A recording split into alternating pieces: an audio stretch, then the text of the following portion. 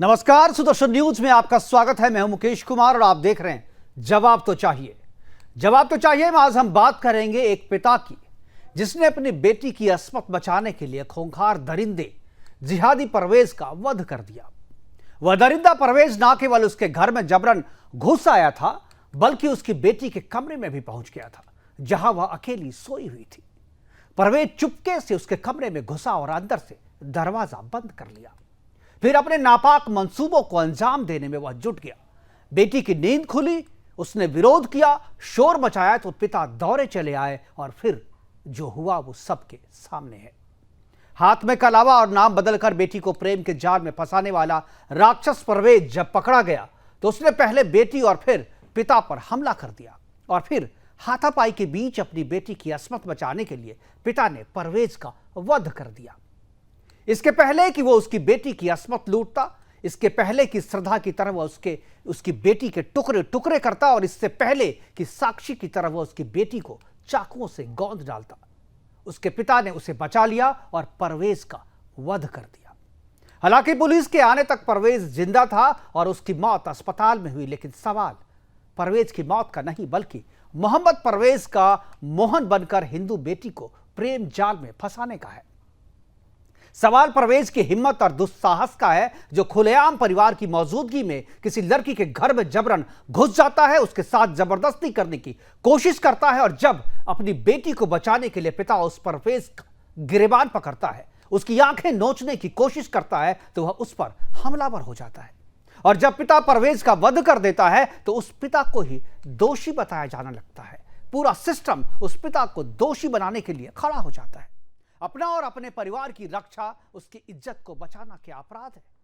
कोई भी बाप होता तो इस परिस्थिति में परवेज का वध ही करता। जरा सोचिए, परवेज का वध नहीं हो पाता और परवेज लड़की के पिता पर भारी पड़ता तो आज हम क्या चर्चा कर रहे होते।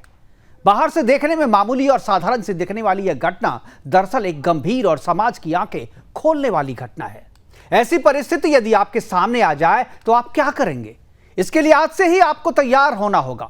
जाग जाइए, क्योंकि वह माथे पर तिलक और हाथ में कलावा और नाम बदलकर आपके घर में घुसने को तैयार बैठा है।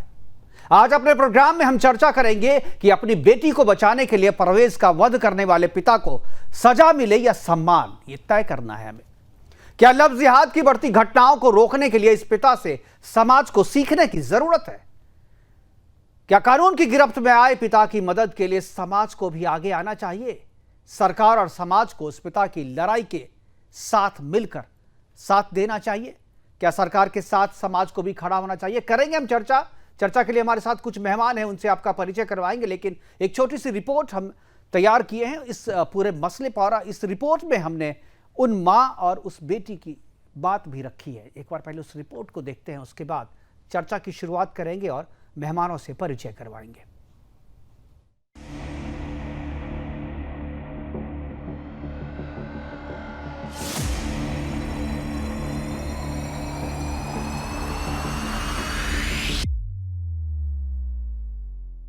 जब उस पिता ने देखा कि उसकी बेटी चीख रही है, हैवान बना परवेज उनके घर में घुसकर उनकी बेटी की आबरू लूटने की कोशिश कर रहा है, तो संजय नामक उस पिता ने वही किया जो एक पिता को करना चाहिए था। गाजियाबाद की खुड़ा निवासी संजय ने परवेज के चंगुल से अपनी बेटी को बचाया। इससे बौखलाए परवेज ने संजय पर हमला कर दिया। आत्मरक्षा में संजय ने भी पलटवार किया, जिससे परवेज घायल हो गया। बाद में परवेज की मौत हो गई। संजय की बेटी का कहना है कि परवेज ने मोहन बनकर उससे दोस्ती की कोशिश की थी। जब उसे पता चला कि वो मोहन नहीं परवेज है तो उसने बात करना बंद कर दिया। इससे बौखलाए परवेज ने उसके घर में घुसकर इज्जत लूटने की कोशिश की। वो लड़का मेरे को कई दिनों से परेशान कर रहा था। स्कूल में जब भी जाती थी तो रास्ते में परेशान करता था। उसने मेरे साथ ज़बरदस्ती करने की कोशिश की और मैंने बहुत चिल्लाया। मैंने उसे छुड़ाने की भी कोशिश की अपने आप को, लेकिन वो ज़बरदस्ती करने की कोशिश कर रहा था। मेरे पापा जैसे ही अंदर आए, उन्होंने पूछा मेरे से क्या हुआ, तो वो पीछे से झपट पड़ा उन पर, तो दोनों में हाथापाई हुई। इसने मेरे को ये बताया था कि मैं मोहन हूँ, अपना नाम मोहन बताया था और ये तभी से मेरे को परेशान करने लगा था। फिर बाद में कुछ दिनों बाद मेरे को पता चल गया कि ये मुस्लिम है, तो मैंने इससे बात करना बंद कर दिया था।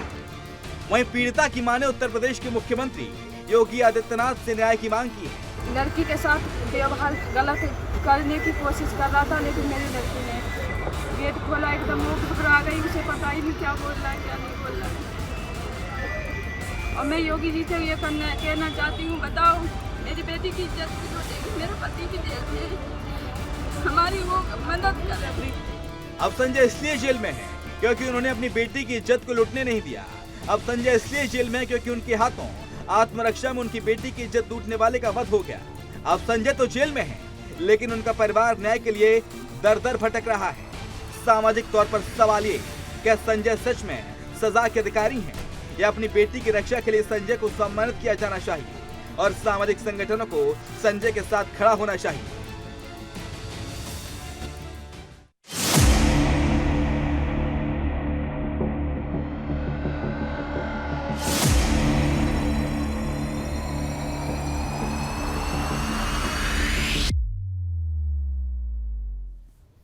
तो एक पिता अपनी बेटी की अस्मत बचाने के लिए इसके जो जिहादी लफ्ज़ जिहादी कहें, जो लफ्ज़ जिहाद की लगातार घटनाएं बढ़ रही है, उसका आरोपी परवेज की हत्या कर देते हैं, उसका वध कर देते हैं। और उस वध करने के बाद पूरा सिस्टम उस पिता के खिलाफ खड़ा हो जाता है, उसे जेल की सलाखों के पीछे भेज देता है। करेंगे चर्चा कि क्या संजय ने जो किया, उस परिस्थिति में यदि आप होते तो आप क्या करते, इसी पे हम चर्चा करेंगे। हमारे साथ 3 मेहमान जुड़ गए हैं। तीनों मेहमानों से मैं आपका परिचय करवा दूं। संदीप मिश्रा, अधिवक्ता सुप्रीम कोर्ट के, हमारे साथ जुड़ गए हैं। अमितोष पारिक हैं, प्रवक्ता वीएचपी के, और इसके अलावा हाजी नाजिम खान है, मुस्लिम स्कॉलर के तौर पे। तीनों मेहमानों का स्वागत है। और सबसे पहले चर्चा की शुरुआत में अमितोष पारिक जी से करना चाहूँगा। अमितोष, जिस तरीके की ये घटना है, घटना आपको भी पता होगा, लेकिन जिस तरीके से संजय के खिलाफ पूरा सिस्टम खड़ा हो गया है और समाज को जिस तरीके से संजय का साथ देना चाहिए, उस तरीके से समाज उसका साथ देता नहीं दिख रहा है। विश्व हिंदू परिषद जो है, आप कहते हैं कि मैं हिंदुओं की बात करता हूं, लेकिन संजय के साथ आज कोई संगठन खड़ा क्यों नहीं है? क्यों उसकी लड़ाई वो अकेले अपनी लड़ाई लड़ रहा है? क्यों उसके साथ आप नहीं हैं? क्यों उसके साथ कोई दूसरे हिंदू संगठन नहीं है? मुकेश जी, सबसे पुनः तो मैं ये बात कहना चाहता हूँ कि विश्व हिंदू परिषद हर एक हिंदू के साथ खड़ा है, चाहे वो कानूनी प्रक्रिया के लिए हो, किसी करने के लिए हो। और आपके माध्यम से बताता हूँ कि संजय को अगर कोई भी कानूनी कार्यवाही की आवश्यकता पड़ेगी तो विश्व हिंदू परिषद का विधि आयोग उसके लिए बिना किसी शुल्क के कानूनी लड़ाई लड़ेगा। बात आती है कि ये रेप है या मर्डर है, या फिर ये जिस तरह से पुलिस ने एफआईआर जब मैंने पढ़ी तो ये पता चला कि पुलिस ने इसको प्रेम प्रसंग बना दिया। मुकेश, ये प्रेम प्रसंग कभी हो नहीं सकता। अगर कानूनी प्रक्रिया से जाए तो 10वीं कक्षा में बच्ची है और वो 18 से कम उम्र की है। कंसेंट कभी भी बच्ची की free consent according to Indian penal code नहीं मानी जाती, इसलिए वो रेप की कैटेगरी में ही आएगा। लेकिन क्या ऐसा पहली बार हुआ है कि किसी हिंदू, बिल्कुल, ये अटेम्प्ट टू रेप। जी जी मुकेश जी, सबसे इंपॉर्टेंट बात यह है कि क्या ये समझा जाए कि ये क्या हिंदू परिवार के किसी व्यक्ति ने किसी जिहादी का एक ऑफेंस करने से मार दिया, या ऐसा मुसलमानों के द्वारा, जिहादियों के द्वारा हिंदू के लिए करा गया है? तो ऐसे कितने आंकड़े, कितने केस उठाए कि मैं आपको बताऊं। हिमाचल प्रदेश में अभी जो हुआ था, उसके बाद अंकित सक्सेना को मारा गया था, और अंकित सक्सेना को जो मारा था मुकेश जी, वो तो पब्लिक के बीच में खड़ा करके मार दिया। बिल्कुल। उसके बाद राहुल राजपूत 18 साल के लड़के को मार दिया डीयू में। मुकेश को बिहार चंपारण में मार दिया। और देखिए, एक और बात बताता हूं मैं, मध्य प्रदेश के इंदौर का केस हुआ था जिसमें 4 जिहादियों ने एक प्रेग्नेंट हिंदू का रेप करा था। और जब उसने अपनी गुहार लगाई थी कि मुझे छोड़ दिया जाए, तो क्या स्टेटमेंट दी थी मुकेश जी? उन्होंने स्टेटमेंट दी थी कि हम अगर हिंदू महिला का रेप करेंगे तो हमें जन्नत मिलेगी। इस तरह के जिहादी अगर भारत में पनप रहे हैं तो उसके लिए एक बाप अपनी बेटी की सुरक्षा करे, क्योंकि लॉ कहता है कि प्राइवेट डिफेंस होना चाहिए। और अगर प्राइवेट डिफेंस के अंदर में मारा है तो वो अब ऑफेंस आ ही नहीं सकता। इसलिए विश्व हिंदू परिषद हिंदू परिवार के साथ खड़ा है, कानूनी सरिया के साथ और कानूनी प्रक्रिया के साथ विश्व हिंदू परिषद हमेशा खड़ा रहेगा। बिल्कुल, थैंक यू। आपने खड़े होने की बात करी और मुझे लगता है कि इस परिवार के लोग अगर सुन रहे होंगे तो वो भी इस बात को जानेंगे, और हम उससे संपर्क में हैं, उनके संपर्क में, और आपकी बात हम उन तक पहुंचा भी देंगे। हमारे साथ हाजी नाजिम है। हाजी, क्या आपको लगता है, जिस तरीके की ये वारदात है और जिस तरीके से आरोप लगाए जा रहे हैं, क्या आप कहेंगे? क्या आपको लगता है कि ये जो हत्या परवेज की हुई है, या परवेज की जो मौत हुई है, जिस परिस्थिति में उसकी हत्या की गई या वध किया गया, आपको क्या लगता है कि ये पुलिस जो कर रही है वो सही कर रही है? क्या लगता है एक बाप को अपनी बेटी को बचाने का अधिकार नहीं है? मुकेश जी, देखिए, जिस तरीके से ये बताया जा रहा है कि परवेज को उसके लड़की के पिता ने मार दिया गया, मैं ये पूछना चाहता हूं कि ये देश संविधान से चलेगा या अपने हाथों में कानून लेकर चलेगा? ये इस तरीके का देश के अंदर क्या माहौल बनाया जा रहा है? वो लड़का जो है अगर उसके लड़की से मिलने के लिए जाता है तो क्या उसके पिता उसको मार देंगे? क्या देश के अंदर कानून नहीं है? नहीं तो क्या करना चाहिए? नहीं तो क्या करना चाहिए? मुकेश क्या करना चाहिए आपके हिसाब से? मुकेश जी, हाँ? मुकेश जी, अगर आप सुनेंगे तो पता चलेगा ना, पूरा देश सुनेगा। ये बताइए, कानून आप अपने हाथ में ले सकते हैं? आप एक इंसान को मार सकते हैं? नहीं। तो फिर ये कानून किस लिए बना है? ये कानून के तहत ही है। सेल्फ डिफेंस में हत्या अगर कोई कर देता है तो वो कानून के तहत है। कानून भी इस बात को मानता है कि आप अपनी रक्षा में, उसकी हत्या अगर किसी की हो जाती है तो उसको मर्डर नहीं माना जाएगा। सेल्फ डिफेंस में आप नहीं, सुनिए मुकेश जी, ये सेल्फ डिफेंस वाली बात नहीं है। क्या परवेज मर्डर करने के लिए गया था वहां पे? ये किस तरीके की बात? ये सेल्फ डिफेंस वाली बात नहीं है। यहाँ पर संविधान की खुलेआम धज्जियां उड़ाई गई है। यहाँ पर संविधान को नहीं माना गया, ना यहाँ कानून को। हाजी नाजिम, ठीक है, मान लिया मैंने, आप सही कह रहे हो। मान लिया मैंने, आप सही कह रहे हो।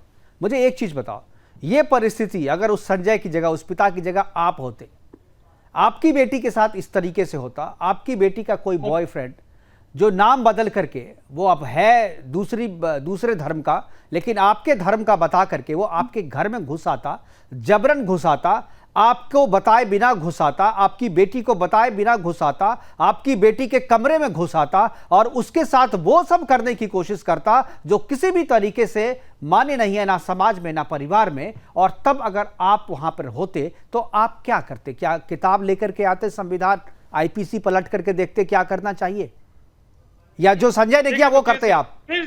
मुकेश जी सुनिए, जब आपने मेरी बेटी के लिए इस तरीके की बात कही है तो मैं आपको बताऊं कि मैं संविधान पे विश्वास करने वाला हूं। जब अगर इस तरीके की हरकत होती है तो मैं सबसे पहले कानून का सहारा लूंगा। मैं कानून अपने हाथ में नहीं लूंगा। तो आपको बाप होने का अधिकार नहीं है?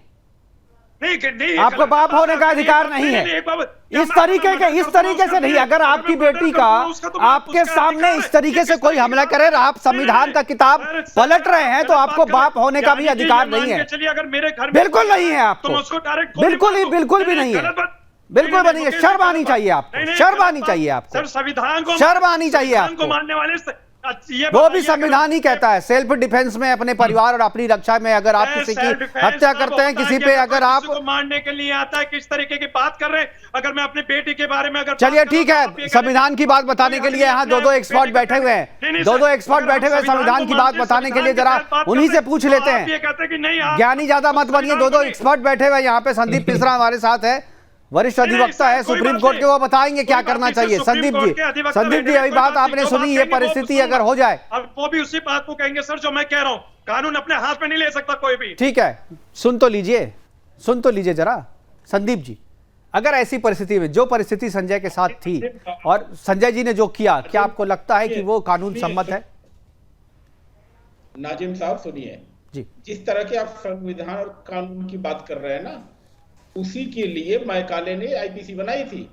और जिस बात की बात मुकेश कर रहे हैं ना, कि ऐसी सिचुएशन जहां पर आपके सामने दिखे कि आपकी बहन बेटी के साथ कुछ गलत हो रहा है, और बहन बेटी की बात नहीं कर रहा हूं, आपकी प्रॉपर्टी, आपकी जमीन जायदाद के साथ भी कुछ गलत हो रहा है, और आपके पास समय नहीं है कि आप 100 नंबर कॉल करें, आपके पास समय नहीं है कि आप डीएमएसपी के ऑफिस के चक्कर काटें या अदालत का दरवाजा खटकाएं।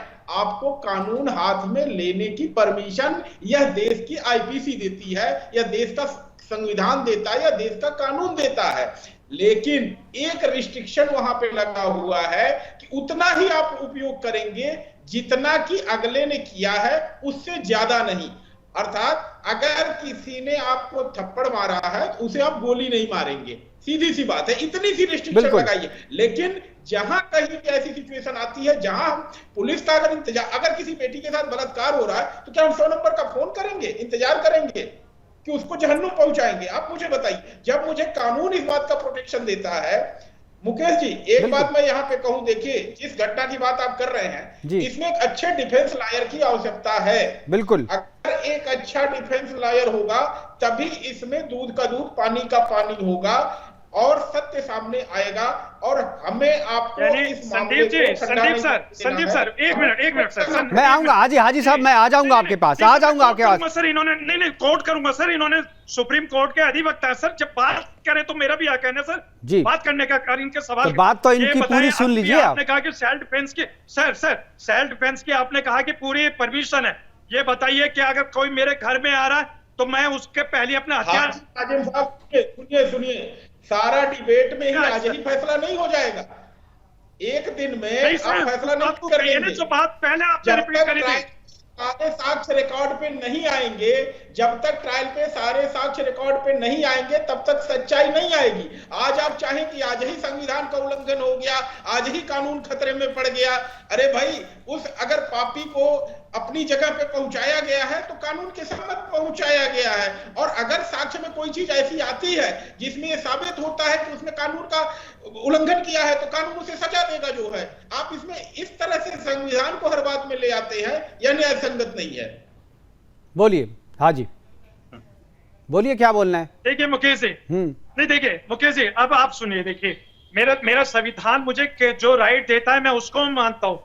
और देखिए जिस तरीके से बताएगा कि परवेज, सुनिए सर, परवेज संजय के घर में चला गया लड़की से मिलने के लिए। पूरा घर खाली पड़ा हुआ था सर। क्या वो कमरे के अंदर भी चला गया तो पूरा घर खाली पड़ा था? भाई जब सब चीज आप चोरी से ही कर रहे हो, आपका नाम परवेज है, आप सोहन बने हुए हो। अरे सुनो, अरे सुन लो भाई, सब चीज तो आप चोरी से ही कर रहे हो, सब चीज छुपा के ही तो कर रहे हो। नाम आपका मोहम्मद परवेज है, अपना नाम आप सोहन बता रहे हो, हाथ में कलावा बांध रहे हो, सर पे तिलक लगा रहे हो और घर में सब मौजूद है, लेकिन चुपके से तुम जा रहे हो, चुपके से चोरी से जा रहे हो।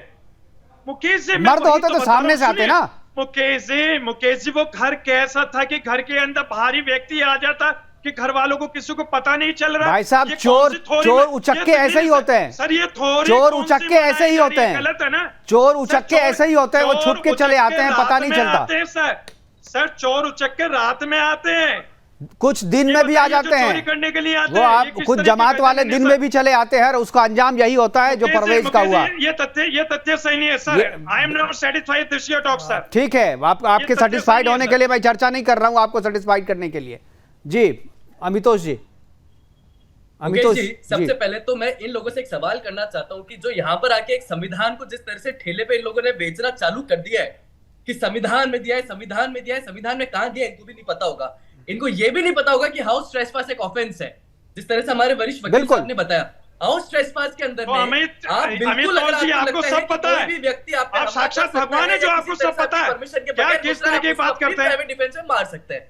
ये कानून की प्रक्रिया भारत के दंड संहिता में दे रखी है, इनको नहीं पता। लेकिन इनके कानून और संविधान कहां चले जाते हैं जब के नागराज को मार दिया जाता है, कहां चला जाता है जब मुकेश को मार दिया जाता है, कहां चला जाता है जब स्वप्निल नगेश्वर के किस तरीके की बात कर रहे हैं आप लाइव डिबेट में, इस तरीके के तर्क रख रहे हैं, पूरा देश आपको देख रहा है, आपके शर्म कीजिए इस तरीके की बात करते हैं। जितने भी जिहाद के केस हुए हैं इसके अंदर अमल में सुकून की बात करेंगे तो अच्छा, ये किस तरीके की बात कर रहे हैं? क्यों कराई जाता है रेप ऑफ ए मर्डर? चाहे वो यूपी का केस उठा के देख लीजिए, चाहे कहीं का केस उठा के देख लीजिए, लेकिन आज आपके माध्यम से जो यहाँ बैठे हैं इस्लामिक स्कॉलर, मैं इनका नाम नहीं लेना चाहता, इनके हिसाब से तो बांग्लादेश में जिस तरह से 20 से 30 जने हिंदू परिवार के घर खड़े हो गए थे इकट्ठे और उसकी बस मां ने कहा था कि एक एक करके जाना क्योंकि हमारी क्षमता नहीं है, ये ऐसी जिहाद को यहाँ पनपने देंगे तो कानून भी इनके साथ खड़ा नहीं होगा। संविधान तो समझ भी नहीं सकते। आप सुप्रीम कोर्ट के वकील है, मैं आपसे पूछना चाहता हूँ कि जिस तरीके से विश्व हिंदू परिषद वाले बात कह रहे हैं, क्या ये संविधान के तहत बात कर रहे हैं सर?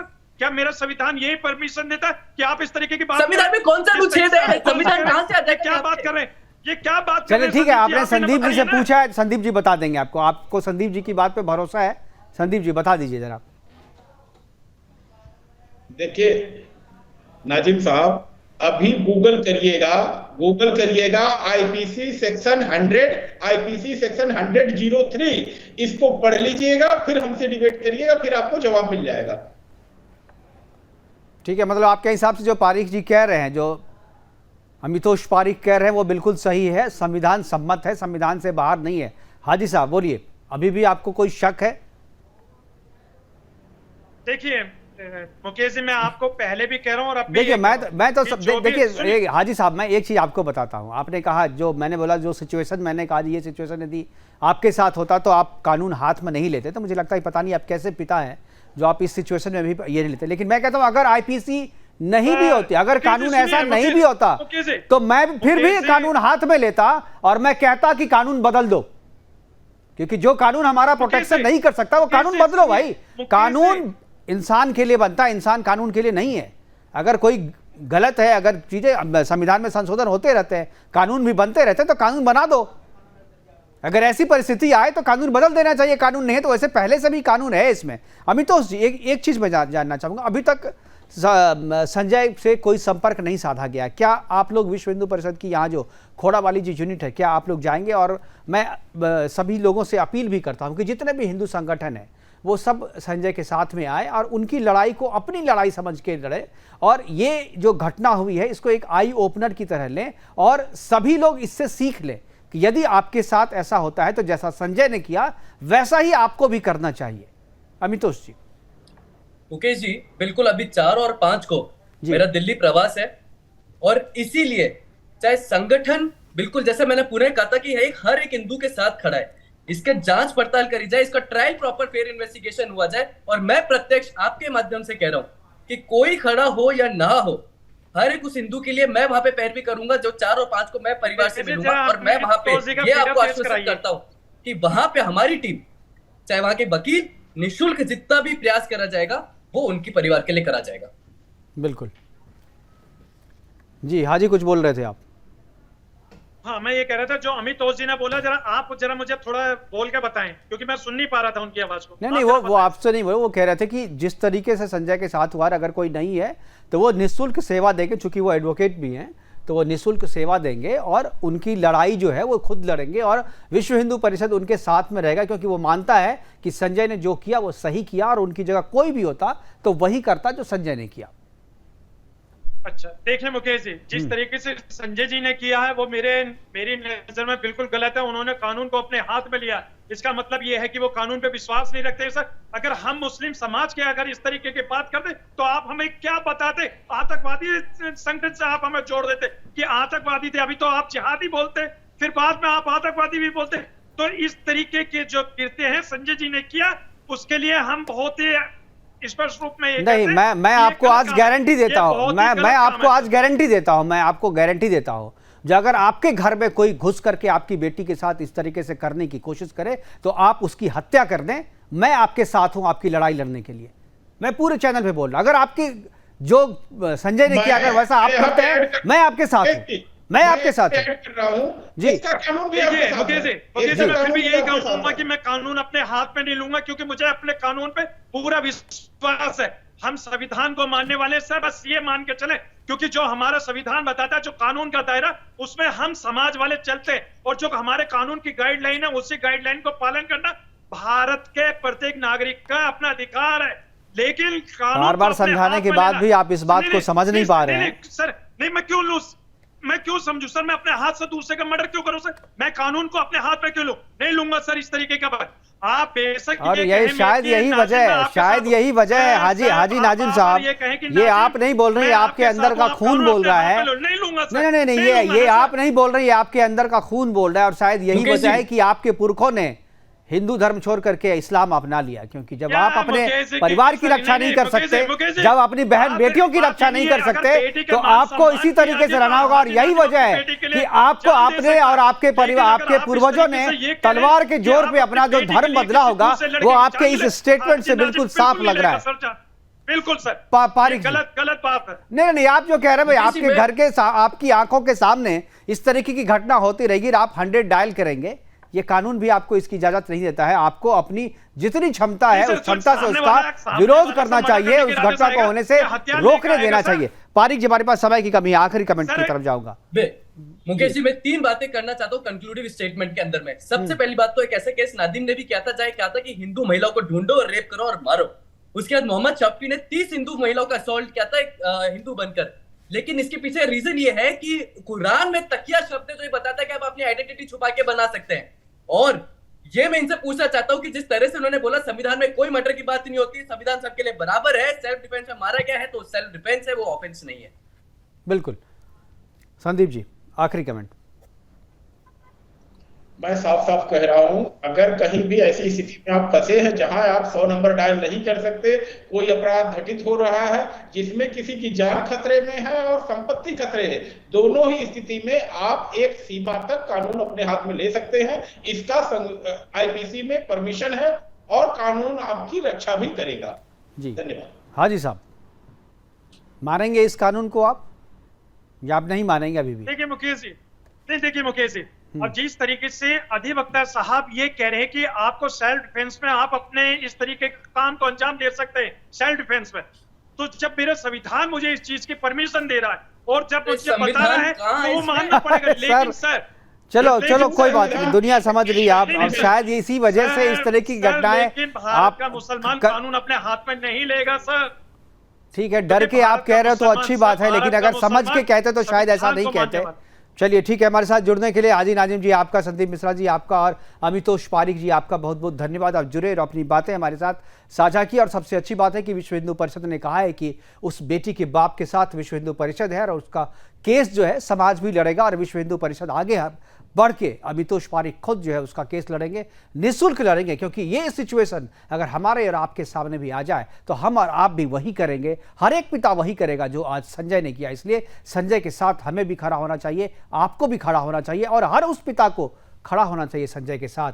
संजय ने जो किया उसके साथ हम भी हैं और पूरा हिंदू समाज है। और संजय को अगर किसी भी तरीके की मदद देनी है तो आप आगे बढ़ सकते हैं और उनको मदद दे सकते हैं, क्योंकि अभी उन्हें सिर्फ सहानुभूति की नहीं बल्कि मदद की भी जरूरत है, एक कानूनी लड़ाई की जरूरत है और उस कानूनी लड़ाई से उन्हें अगर बड़ी करना है तो हम और आप सबको मिलकर के आगे आना होगा।